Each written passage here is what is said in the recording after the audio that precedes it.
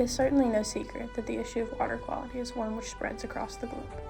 The necessity and value of water inevitably leads it to be a resource both valued and sought after by many.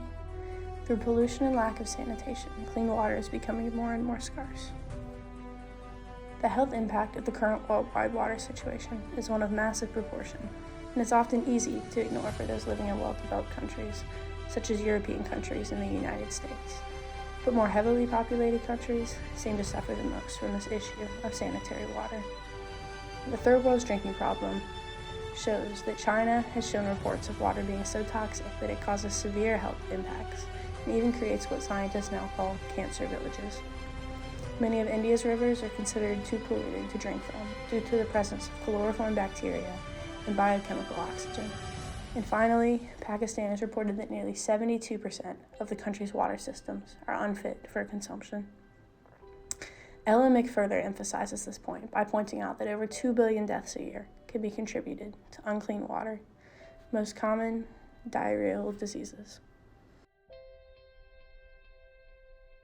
Apart from direct pollution, there are several causes which can be attributed to the worsening water quality and rise of deaths thereof. Diego Herrera shows that one such cause is that of watershed degradation, which simply put is the loss of natural land which greatly impacts the surrounding ecosystems. As natural land becomes more and more developed and the percentage of untouched land lessens, the issue of water quality as an indirect effect grows. Natural land plays a huge role in the filtering out of pollutants and providing nutrients to the water. And so, if these resources are removed, water quality will lessen and human health will decrease.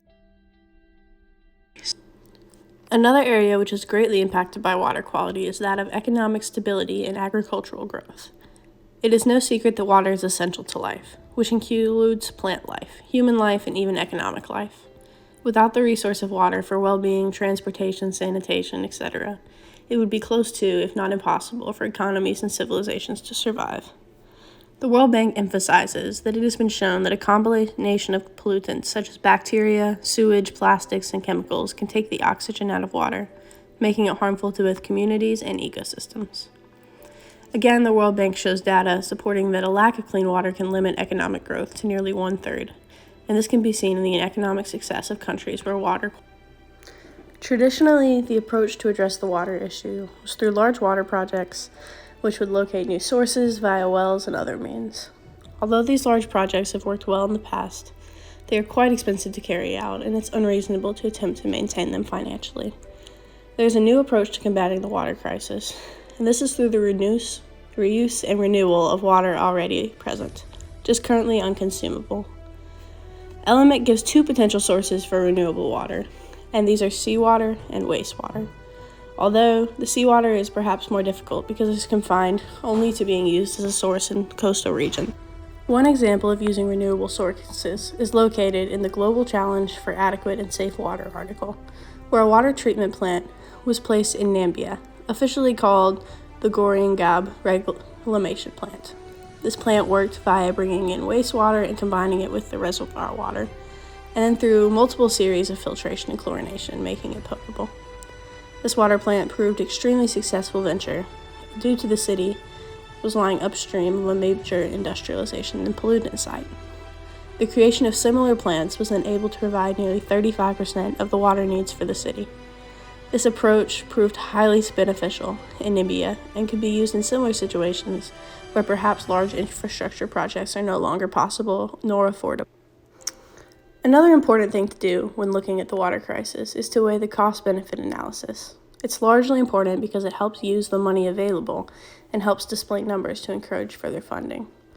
One relationship which certainly deserves specific attention is the relationship between the expense of providing potable water to populations versus the healthcare costs on the government of not choosing to do so.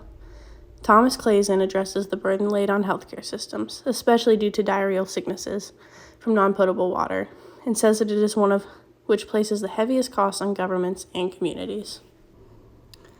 As of 2020, findings show that the most cost-effective way to treat the water crisis is to treat it using sanitation, directly prior to use or consumption.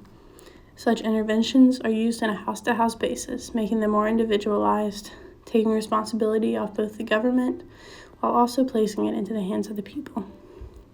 These responses are called source-based interventions and include but are not limited to chlorination, filtration, solar disinfection, and combined flocculation and disinfection. These interventions have been shown themselves to be highly effective and perhaps represent the future of combating poor water quality. With the right measures taken, measures involving action on the global scale, government level, and individual choices, there can be progress made in this field. This will require an environmental approach, which takes into consideration the impacts of global warming.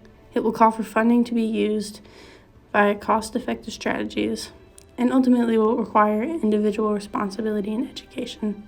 But the water crisis is certainly not something which cannot be addressed, and even more so, not something that can be ignored.